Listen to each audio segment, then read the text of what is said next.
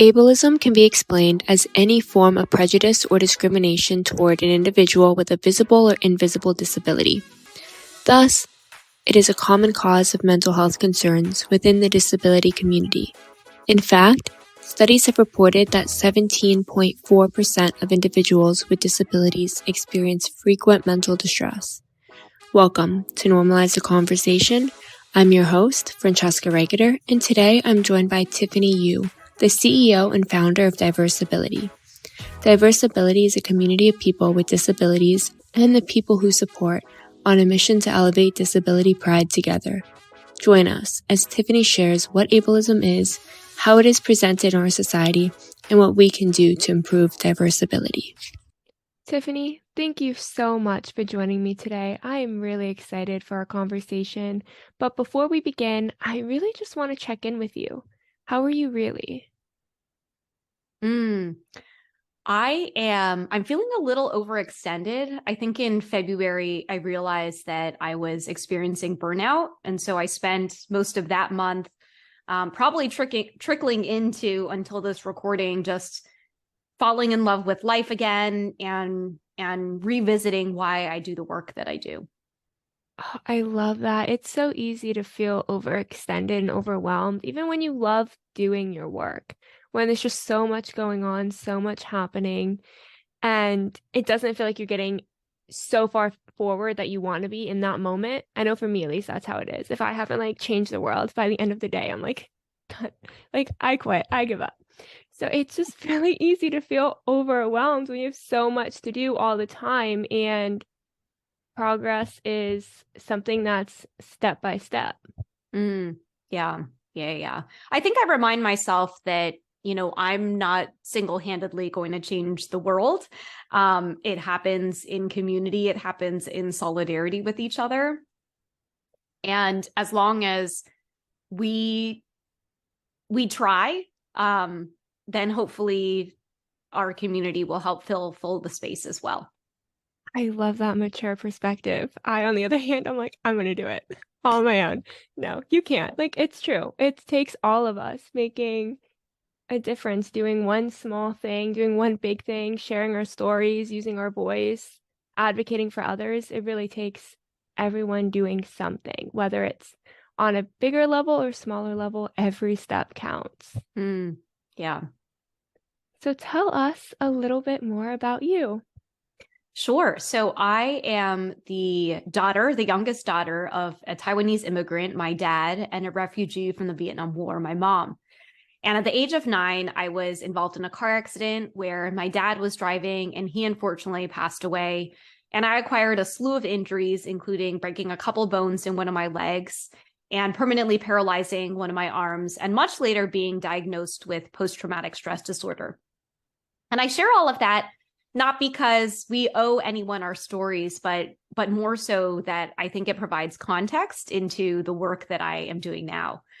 So as the daughter of Asian immigrants, I had internalized that we shouldn't share anything that might make our family look bad, because it would mean that somewhere in our lineage there was some bad luck, and other families would not want to associate with us because they wouldn't want our bad luck to rub off on them.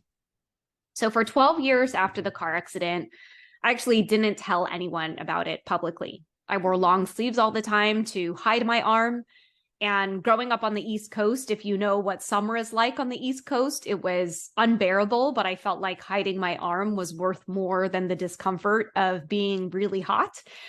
I told everyone that my dad was away on a trip, and outside of my elementary school classmates, because I was in 4th grade at the time of the car accident, my peers in middle school and high school didn't really know about the car accident. And the turning point happened again 12 years after the car accident. After a couple of years of co-founding a Taiwanese American club with my university peers, I looked and our Taiwanese American club was successful. And I thought, if we can do this for Taiwanese American students, they have found community, pride, culture, solidarity. Can we also do this for disabled students? So that's where the first iteration of Diversability came from, a disability student club. And that was 2009, so 14 years ago. And today we've grown our community and our ecosystem to over 80,000 on a mission to elevate disability pride. What that means to me is we want to help disabled people self-actualize, like become proud of who they are and their disability identity. And then we also want to help them amplify and accelerate their advocacy by helping them get featured in podcasts or get featured in press and find speaking opportunities to elevate their thought leadership. You are absolutely incredible.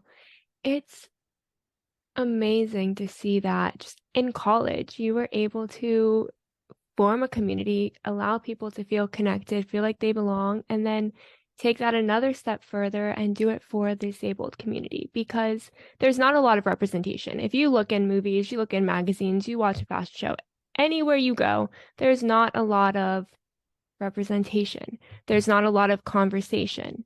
I was in a coffee shop that one of my dad's friends owned a few years back, and the tables were put together really close. And I looked at him and I was like, what if someone's in a wheelchair? Are they able to get around your restaurant or your coffee shop? I was like, there's so many small things that we don't realize are a big deal that just kind of get swept under the rug because no one's talking about it.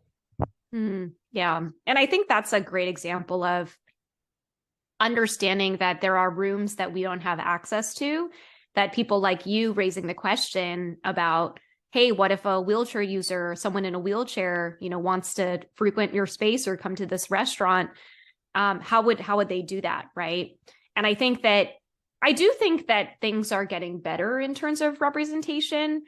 We still have a ways to go, but again, since I've been active in this space for the last 14 years, in 2009, people would come to me and they would say, I don't understand how a disabled person can be proud. Like, what does that even mean? To, thinking back to 2015, when the New York City mayor declared July as Disability Pride Month, and now to see Disability Pride Months all over the country, and even have the president and the White House host a celebration, a Disability Pride celebration. So there have been things changing, and I think that thanks to technology and social media, we're starting to get the voice and the platform that maybe traditional media outlets hadn't given us. It's so important that, the development of social media, the rise of social media, it's really helped amplify voices and helped get more important messages out there and help get people wanting to be part of a conversation that they might not have even known was happening. When you're posting on social media, do you ever get pushback from people? Yeah, I think that part of I guess the dark side of social media. So the wonderful side of social media is it's actually how a lot of disabled people find each other and find community, because many of us, might not have community in the places that we live. So for example, you can go online and search hashtag brachial plexus injury. That's the name of my paralyzed arm. And you'll find a lot of other people who are living their lives and also have brachial plexus injuries. But the other side of that is, kind of the downside. You could call it pushback. Other people might call it trolls. And I think that's the side that really does impact people's mental health. And it's hard when the same vehicle that you use to connect with others is the same place where you might experience harm. That ends up becoming a really difficult nuance to balance, right? Because you want to show up to continue nurturing and building and connecting with others in your community, but it's also the place where you don't know if you're going to get a comment or a DM from someone who is saying some not very nice things. One of the things that I have done to, I don't know if work around that or manage that, is to make sure that I have community outside of social media, outside of the phone. I think this is part of why we run a couple virtual communities at Diversability, and one of them is called the Diversability Leadership Collective, and that is hosted on Mighty Networks. So it's off of social media. It's its own app. It's an intentional place that you go, and that when you're there, it's only our community. You're not getting stories of other people or comments from people who aren't in the community. So yeah, I think that the pushback is there. And I also come back to the disability community is not a monolith, right? I'm not a wheelchair user. So the experience that you shared earlier around a wheelchair user wanting to go to the cafe or the restaurant is not a lived experience that I have. But I do have a lived experience of not being able to cut my steak dish or pull a piece of bread off of the bread loaf that's being passed around. So there are different experiences that those of us with different disabilities have. So I also think that part of the pushback is connected to representation as well, that as we increase the amount of disability representation, if it starts on social media, if it then goes into traditional media to then Hollywood, TV, the small screen, the big screen, then it will be less sensationalized, our experiences. And there's another disability advocate named Emily Ladau who says that in order to make the world more accessible, we need to make our disability experience more accessible to the world. So I think that's part of why we're showing up on social media. But you also know that by sharing, personal experiences that you've had, you're also going to let in when you share your light, there is going to be a little bit of darkness. So I think it's just been important to me to remember what the broader mission is and then make sure that I have support systems outside of if I'm experiencing harm on social media. It's so important to have those support systems. And that was what I was going to ask next, right? Is how do you protect your mental health in the midst of that? Because it's so difficult when people are commenting angry, mean, rude comments directed at a piece of you that you genuinely can't change. And it's like they're attacking a part of who you are. And that just happens no matter what you're advocating for. It happens all the time to people. And a lot of people just forget how to use their voice in the midst of it, and they start to back down. So to see you've been doing this for 14 years, to be able to talk about it, to be able to constantly do things, what's advice you have for someone who might just be, they got a pushback on something and they're afraid to speak again? Yeah. I remind myself of the power of community. So, I've had a couple of posts go viral and have been really overwhelmed by the deluge of comments that end up coming in. And if I don't have the energy to respond or even to look at them, then I don't. And my hope is that my community will also come in and respond to the comments or, hopefully have your back. And I think that, you said something earlier about like having to show up and respond. And the other alternative is we don't have to. I think that with so much of advocacy and activism on social media now, it's just even more important now more than ever to just make sure that we're protecting our peace. And if that means we can't engage with the content, then that's what we have to do. And sometimes, if we have like a mean comment coming in, responding or having someone else respond with, hey, like, what makes you say that? Or I'm curious to learn more about why you have that perspective. And maybe it's me coming in with that response, or maybe it's someone else coming in. But that's kind of like where the role of allyship comes in, is that in the identities that I hold, the things that I say might not resonate with the person who's making that comment, but someone else who has been following my content or is part of my community and may have other different demographics can respond to that person and step in. And that's like a great example. There was a post that my friend posted about white male allyship and kind of what that looks like. And he shared this example of how after a meeting, someone had said something that was harmful to someone. And the person like came to my friend who's a white man and said, hey, you have to say something about that. And he said, well, if you know that was a problem, like, why don't you say something? And the person was like, because that person who said the thing will listen to you, but he won't listen to me. And I think that like understanding where our spheres of influence are is going to help carry this forward. So, me coming onto your podcast, your listeners will hear my story, and then they can carry that message forward too to their spheres of influence that maybe I don't have the capacity to reach. So yeah, I guess the answer to that is, sometimes there are some some things that, or I guess there are three things. One is you step away to do what you need to do to tend to your mental health, turn to your support systems. If it's a text chain, if it's a WhatsApp group, if it's going to brunch with a friend, if it's going on a walk. The second is I kind of have some general responses of leading with curiosity and asking and better understanding what is the thought, what's the root of the why the person thinks that way.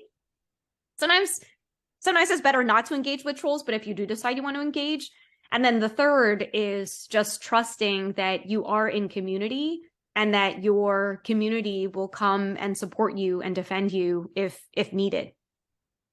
That is amazing, amazing advice, because again, a lot of times people just don't have advocacy, can often feel isolating. And to know that there is a community out there who's willing to step in, who's willing to just listen to you, to validate you, to support you, to take on different demographics, to be part of the conversation and use their influence is so, so important.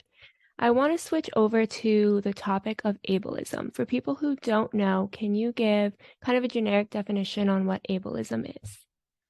Sure. So ableism is a system of oppression that places value and or worth on a person's body and or mind. So notice that in that definition, I didn't mention disability.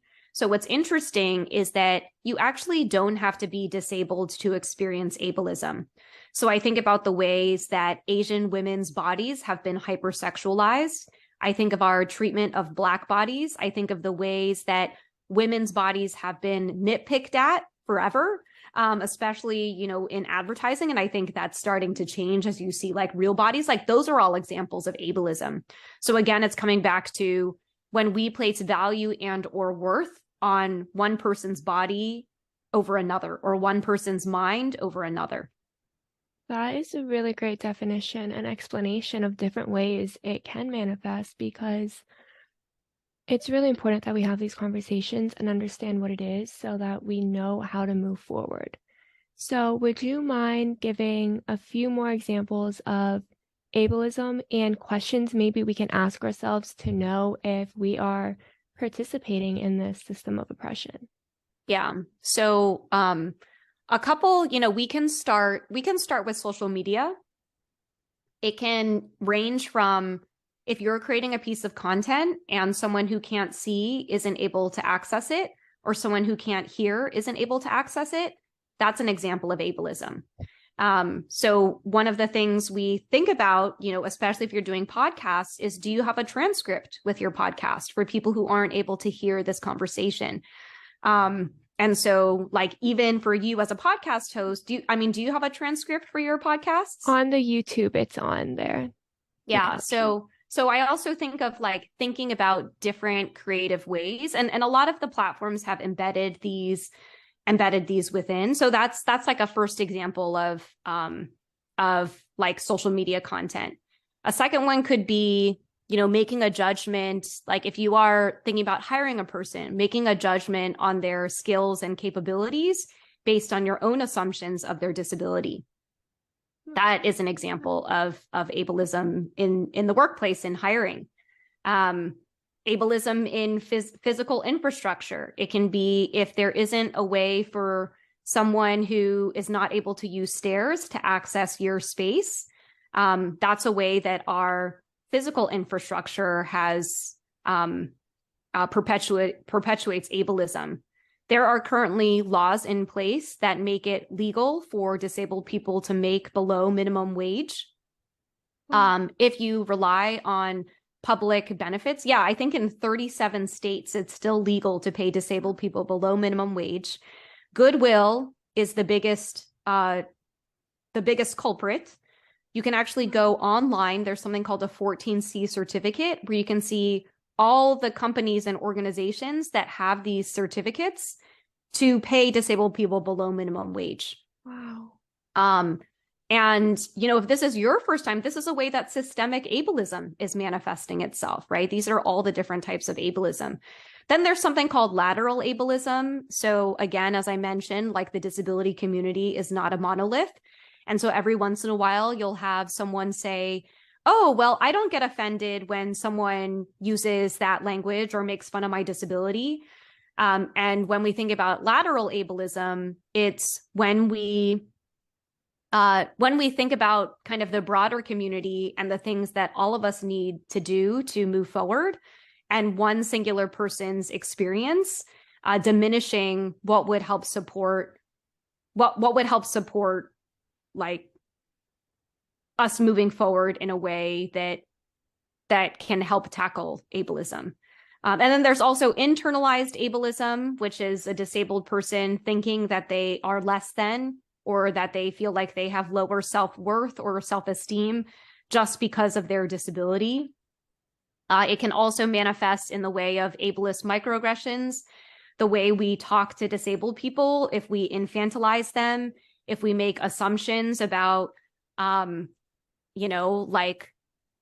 we make assumptions that like, oh, you can't have sex, or you don't want to be in a relationship, or you don't want to go to this restaurant, or deaf people can go to concerts. It's kind of like, again, coming back to that statement around, in order to make the world more accessible, we need to make the disability experience more accessible to the world.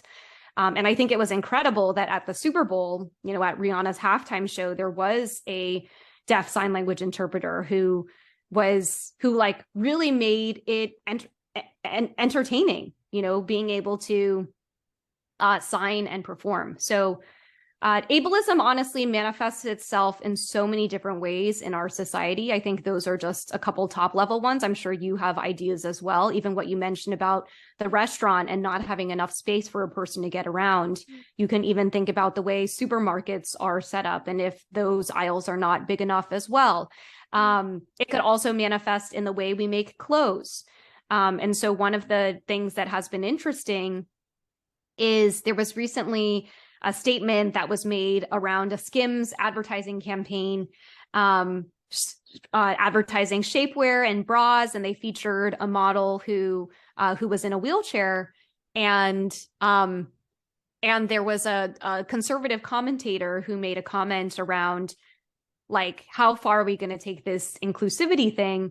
And that's an example of assuming that disabled people don't want to be featured or don't want to be seen in advertising, or that disabled people don't wear underwear, And I was thinking about that recently, like literally all people wear underwear. The fact that only in the last couple of years, adaptive garments have been made, like bras and underwear, for seated body types or for people who have upper extremity disabilities, like these are all embedded in the assumptions that I think we make about the disability experience.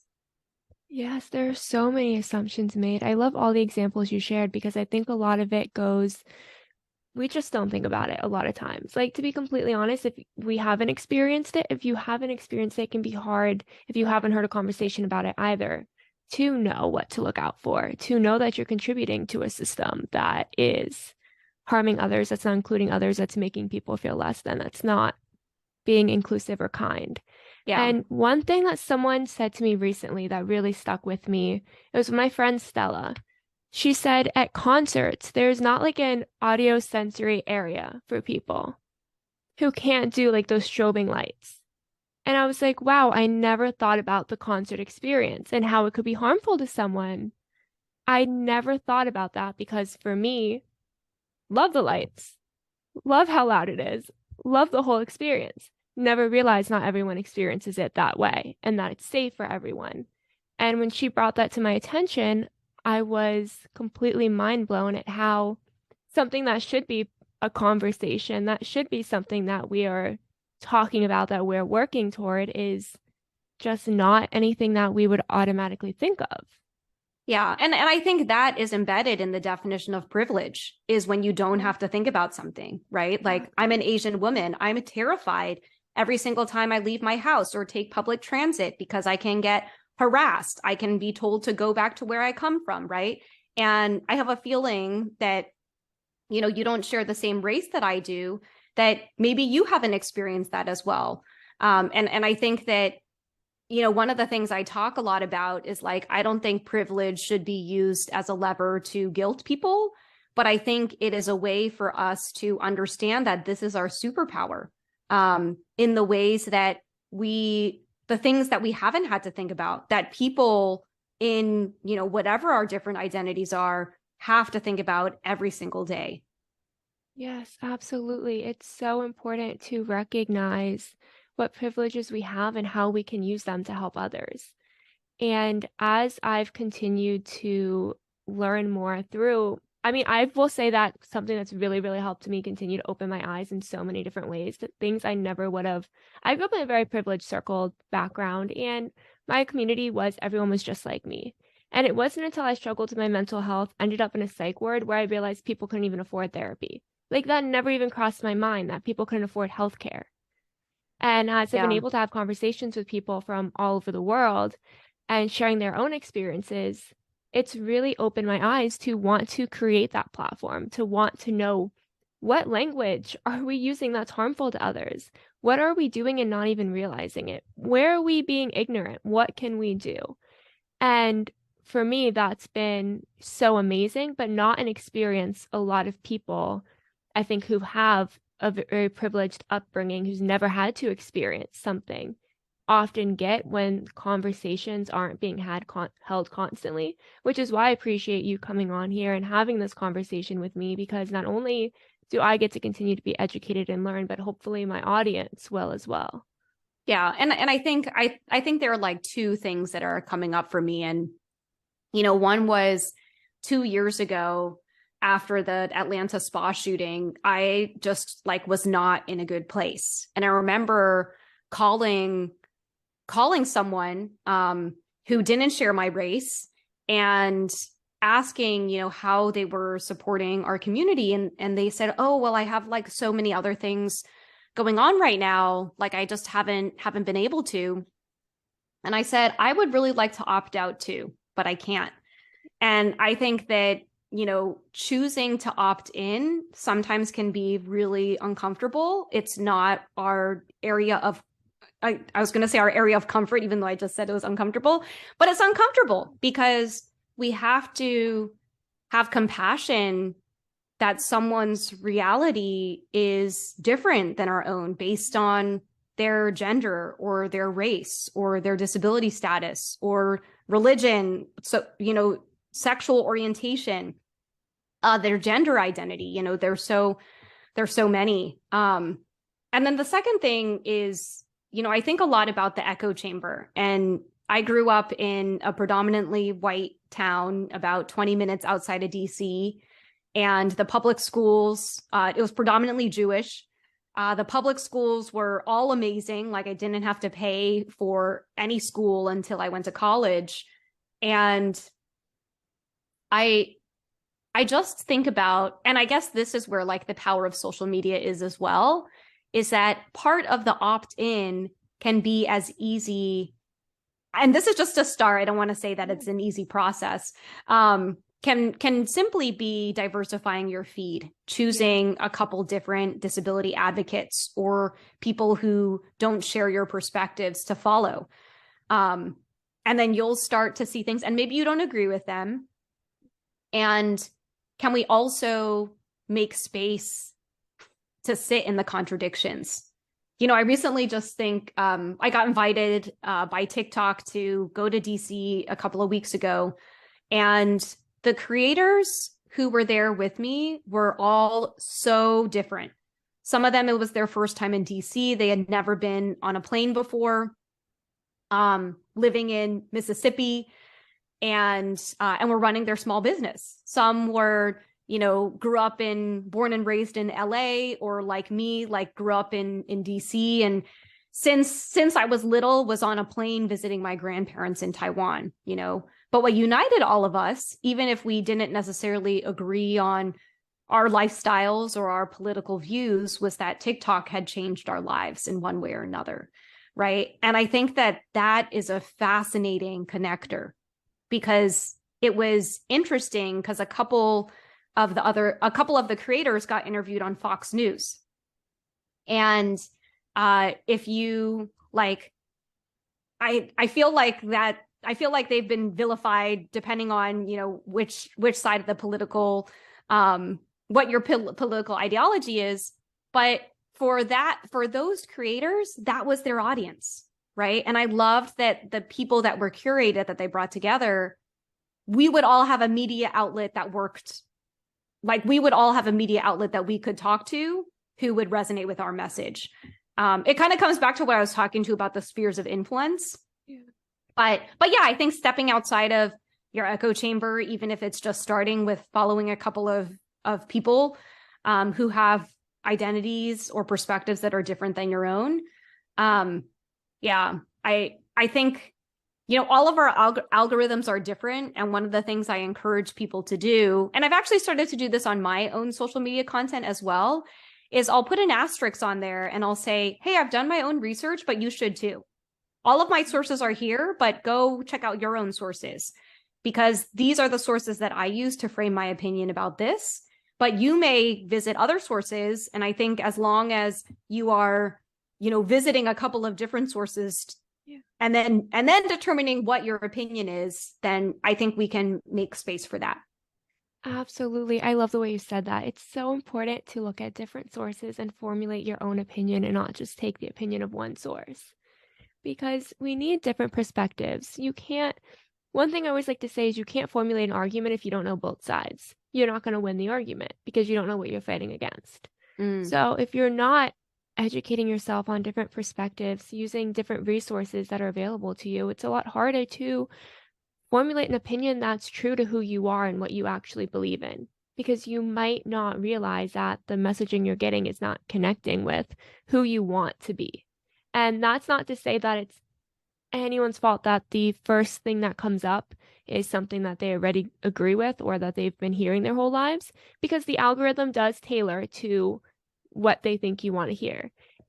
No matter what the topic is, it's so important that we, like you said, do that research and look at different perspectives and opinions and resources, hopefully credible resources. I'd like to throw that out there. Credible is very important, so that you can formulate a standpoint and perspective and opinion and learn what you believe in and what you want to advocate for and who you want to be. Maybe who you are today is not exactly who you want to be because you haven't learned yet and you're trying to learn.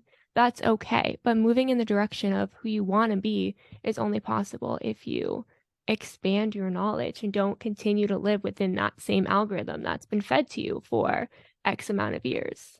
Yeah. I think there's definitely a group of people out there who are totally fine in their comfort space, and that's okay. And I think I've had to learn that those aren't the people that I'm trying to reach, because you have to, in order to show up to a conversation, you have to be willing to listen. And if you're not, then it's not a conversation, right? I'm actually involved with an initiative. It's called Starts With Us, that is focused on trying to address some of the polarization that we have in this country. And they have a really great email newsletter. I'd recommend folks check it out, where they'll provide, like a step process, like to prepare for your Thanksgiving dinner at home with your family. If you might have different views on something. But I often come back to, I don't know, so much of why I built Diversability was really highlighting how valuable our disability lived experiences are. And for me, I think it comes back to like personal, like I just love the power of story. I love the power of personal stories, because if it's your story, you can't mess it up.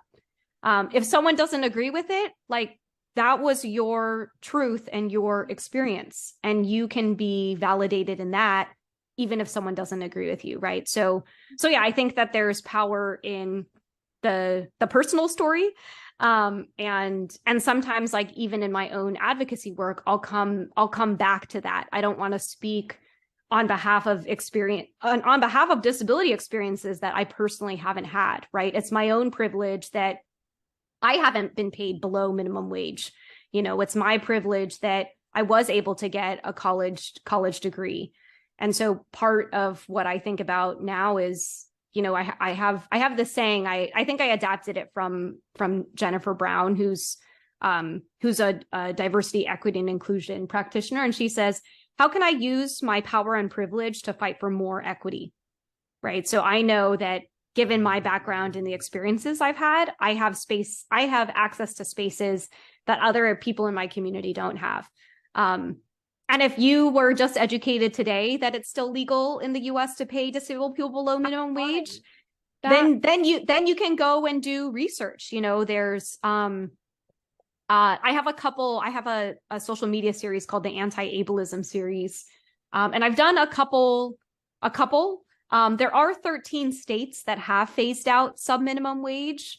But it's also, and as I've done more research, there's a lot of nuance there as well. So do we have an integration plan available for the people who were getting paid below sub-minimum wage to integrate into a role where they're paid at least minimum wage? Rather than just saying, hey, we're done with this, and now you don't have an opportunity to work. So I think it's just making sure we have all of those pieces in place. And a lot of what other people are advocating for is called competitive integrative employment, CIE, I think, but don't quote me on this. I'm doing my own research. I'm trying to learn, and I'm also trying, again, to use the power and privilege I have to say, hey, this is still legal if it's in the state that I live in or the state that I grew up in, like leveraging those to talk to my elected officials. It's so important that we have these conversations. I actually was really shocked to hear you say that because, first of all, minimum wage is below a living wage. So to think that you can pay someone even lower than that, it's not, I don't even want to say it's not fair because that's not even like a strong enough word to describe it. It's just not right. We're not giving people a chance. Yeah, you're just not giving people a chance at that point. Yeah. I mean, I think to me, it's dehumanizing. And I think about kind of, when we were asking about examples of ableism and thinking about, okay, we're putting value and worth on a disabled person's capabilities by saying they get paid this, which is below the minimum wage that we have set as a state or a city. But yeah, I also have a little bit of compassion with understanding that these were put in place during a time when maybe no disabled people were getting any opportunities. So perhaps as an incentive to say, hey, if you file this certificate, and this is all public information, you can go and see all the organizations and companies who have filed 14C certificates. But yeah, and so it's also like, how can we make sure that the laws, while they were put in place at a certain time and maybe made sense then, have to be updated as well? Yes, you're absolutely right, because it may have made sense at the time. That may have been a step of progress. And it might have been a great step of progress at the time. But looking at how we can continue to make progress, because it's not a one-step thing. It's a continuous battle. This staircase is honestly probably never going to reach the top. There's always going to be room to grow. And it's so important that we continue to reach and we don't let one step of progress from the past dictate, that's it, we did something. Great, we did something then. Now we need to continue to do something. Tiffany, you've been absolutely amazing. As we're wrapping up, I was wondering, I know you've shared a few resources as we've been talking, but if you could share maybe a couple social media accounts you recommend and maybe a couple of resources that you recommend so people can continue to learn. Sure. So our Diversability also has a community on Facebook that is open to disabled and non-disabled allies. And if you're looking to be in a disability-centered community, be witness to the types of conversations that we're having, maybe ask your own questions as well, continue to learn in community, you can check out the Diversability community on Facebook. I think in terms of people to follow, it's really your own preferences. You can, again, search specific hashtags. Amani Barbarin, who goes by Crutches and Spice, is a really great account to follow across any social media platform. I know I mentioned Emily Ladau. She also wrote a book called Demystifying Disability. Then Alice Wong runs the Disability Visibility Project, also has written a couple of books, has a podcast, a blog, does a lot of writing as well. And you can also follow me if you'd like, or you can also follow Diversability, and we spotlight a handful of other creators over there and also share educational content as well. But I would stress to consume content that is made by disabled people. You get to hear our own firsthand experiences rather than someone either appropriating our experience or making assumptions about what they think we can or can't do. And I think those two are a good place to start. Tiffany, you are absolutely incredible. Thank you so much for not only educating me, but educating my audience and for all of the amazing work that you're doing. I am so appreciative of you for having this conversation with me. Thanks so much. Thank you so much for listening to Normalize the Conversation. Don't forget to subscribe, rate, and review. This podcast is an initiative of Inspiring My Generation, focusing on normalizing the conversation, bringing education and awareness to the forefront, and amplifying global voices to spark change and hope. Inspiring My Generation is a 501c3 nonprofit organization on a mission towards suicide prevention through awareness, conversation, education, and support. Connect with us on Instagram at Inspiring My Generation and visit our website inspiringmygeneration.org to learn more about our work and how you can make a difference.